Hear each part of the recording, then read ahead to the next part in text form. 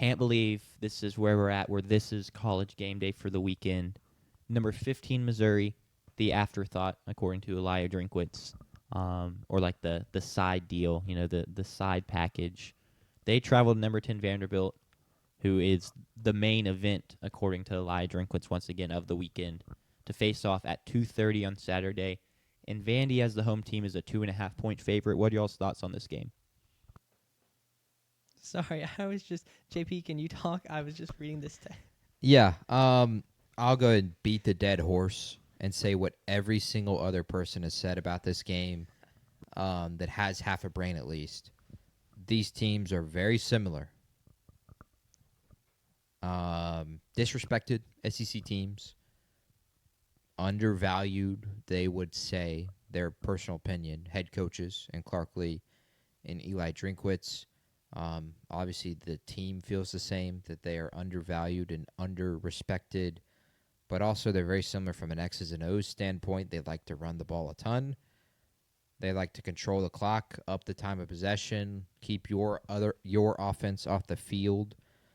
And they have mobile quarterbacks that can make big plays with their legs and have made big plays with their legs. So these teams are going to be very similar, and so it's very easy to say that whoever does better at what they do best wins this game. It's also going to be very easy to say that, okay, well, what is the one key difference that's going to make the difference? And that's X factors. And for Missouri, it's Ahmad Hardy, who has struggled for 2 straight weeks. Yep. After having a terrific start to the season. And for Vanderbilt, it's Eli Stowers, who is just a freak. He's going to be an NFL tight end without a question, and had a terrific game last week against LSU and can have a terrific game again this week against Missouri. So who do you think wins that matchup is a key part. I'd also like just to highlight quarterback play. Beau Pribula, I'm a known Penn Stater of last year's Penn State team, not this year's. I really like Beau Pribula, and I think he's played really well this year. He hasn't, of course, gotten a lot of talk because he's only played in one game that was really on TV, in the Alabama game. I think he's better than Diego Pavia, straight up. I think he's a better quarterback. I think he can push the ball down the field better. I think he plays better because he also doesn't play with so much confidence and moxie that he gets forced into tough turnovers at times. Of course, you could counter that with the turnover at the end of the Alabama game, but I'd argue miscommunication.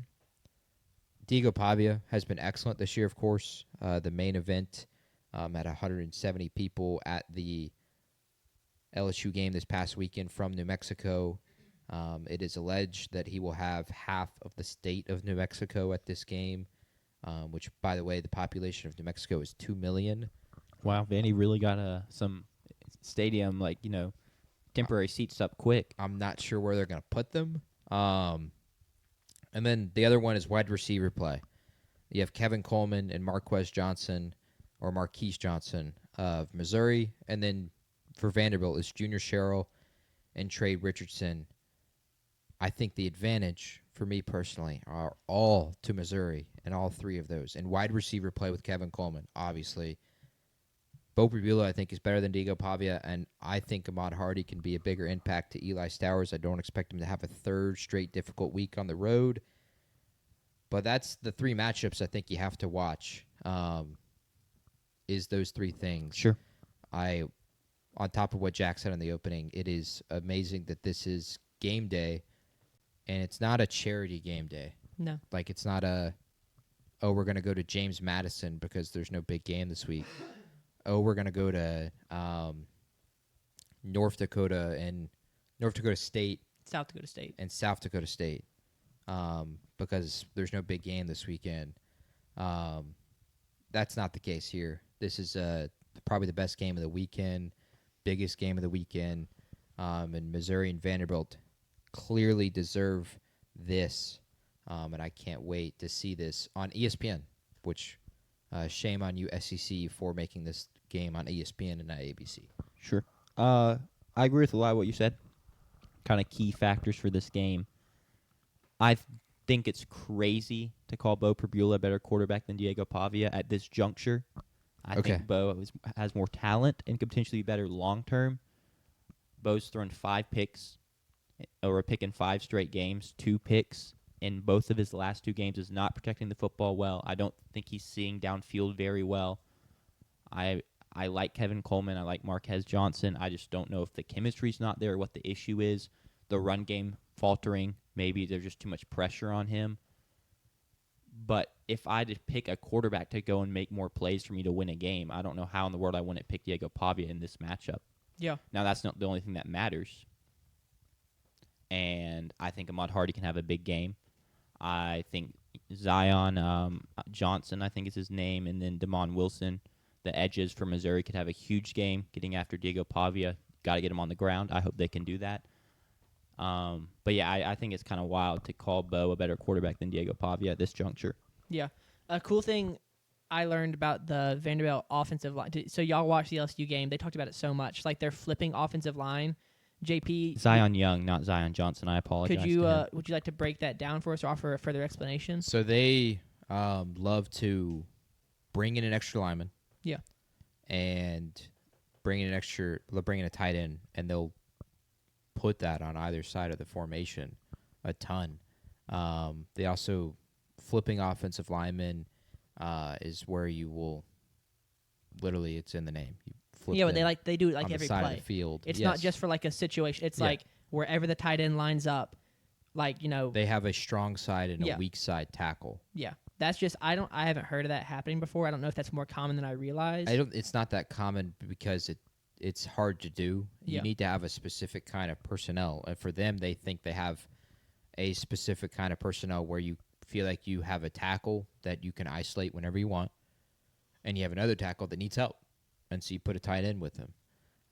You also, with that, the tackle that you feel like you can isolate, you think is a worse pass block or rush blocker, running blocker than the other one. And you normally are going to run to your strong side a lot more. And so you put your better run blocker with your tight end, and all of a sudden that's a dynamic duo in the run game. So it's personnel based. It's not common because it's hard. You have to have that specific kind of personnel and capabilities between them. But it works really well for Vanderbilt, and it's so dangerous in the running game when these offensive guards and tackles get in space and they're athletic and can make big plays, because when you have a 300-pounder running at you, even if you are a 6'3", 250 linebacker, it's kind of scary. I mean, people talked about Penei Sewell and Monday Night that was Football. crazy, yeah. It's kind of that kind of thing. And if it gets worse, if they get to the second level and now you have safeties staring down on a offensive tackle, barreling down on them, or a tight end, it's really hard to stop. A lot of the times, like the go-to tactic for the safeties is to kind of duck low and kind of try to go under the tackle to get to the running back. It worked for that Penei Sewell play for the Buccaneers last week. But it can be a very dangerous weapon for Vanderbilt, and it has been so far in the run game. They've popped off a lot of big runs because of it. Does it not make it more predictable, like where you're going to run to? It can, but a big thing is it may not matter. Yeah. If they're good enough to But people use know that style. People know the tush push is coming. Yeah. But it doesn't matter because we're more physically imposing, and our quarterback is more physically gifted than your lineman, and so it doesn't matter. We're going to pick it up anyway. Running game is all about physicality. There's not a lot of run games that are about finesse. It's all power for the most part.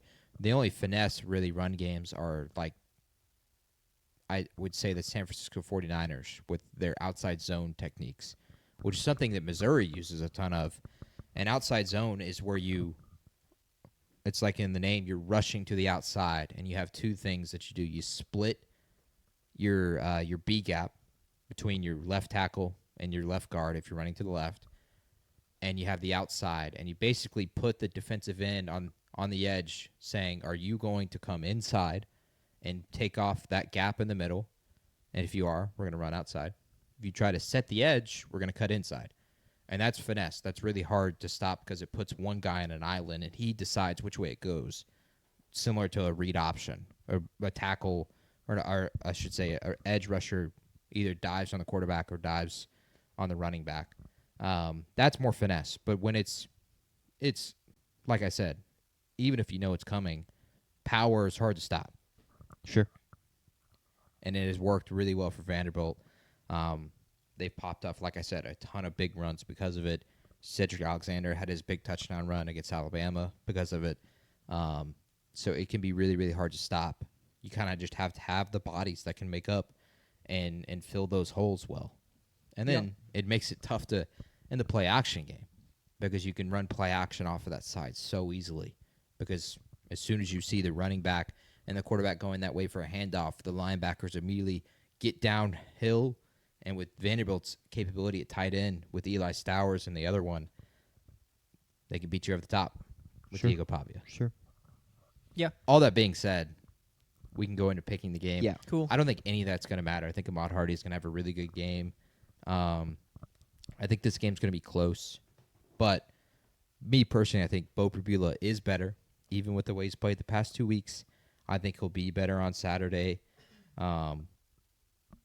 The home crowd will be an interesting factor. They're not going to have a sea of purple and gold Missouri like LSU had last week, and so I think home crowd could actually play a factor in this game. But also 30,000 people without cowbells is not a lot of people, so I don't think it's going to be that loud. Yeah. And I don't think it's going to affect Missouri and how they run their offense. I think, like I said, Ahmad Hardy's going to have a good game. Kevin Coleman's going to be tough to stop in the passing game. I think Beau Pribula is going to take advantage of some gaps and hit some big runs.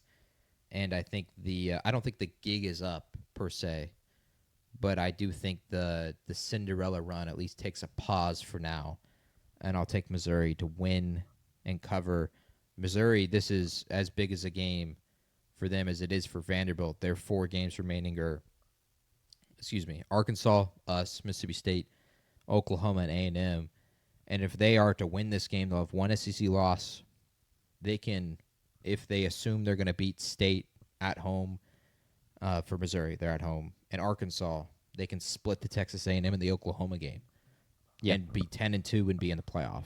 Sure. And have a shot at the SEC championship. Yeah, and have a big win against Vanderbilt on the road, which will help their resume. So I think this is a huge game for them. I think they feel disrespected. I think all the attention is on Vanderbilt, and I think Drinkwitz will have his guys ready. They'll make up for that Alabama loss, and they'll win here in Nashville on Saturday. So I agree with you. I'm also going to pick Missouri to win Okay. on the road. Not for the same reason. Well, it's just my biggest fear is Drinkwitz loves to play this, we're disrespected card, nobody believes in us card. And it's like, well, don't just go get shellacked and lose all your biggest games of recent memory. You know, you go to Bama and get killed last year. You go to A&M and you get killed last year. You don't beat Alabama this year at home, a much closer game, but you still don't get the job done. So I am picking Missouri to go on the road and win and therefore cover. But I almost feel like I'm insane for doing that because of like the recent history there and play disrespect card yet again. Sorry, like you don't win these games. So how is that disrespectful? We're just being honest. Yeah. I want to pick Vanderbilt to cover. I know you said, JP, that the moxie that Pavia plays with leads to turnovers, but I think that it also keeps them in big games. I think that barring if you don't, the plays happen, the 2 red zone turnovers against Alabama lost in that game. If you don't have those, that's maybe a different outcome, but I think that's kind of the outlier. I think they're a pretty effective red zone offense, and I don't think Missouri's defense is on the same level as Alabama's defense. I don't think it's in Tuscaloosa. It's in Nashville. Whether you think that's much of a home field advantage, it's not a disadvantage by any means. And so I expect Pavia to play with the same moxie that's got them to 6-1 right now. And he looked good last year, so I've got them winning and covering. Sure. Don't sleep on that Missouri defense. It's quite good.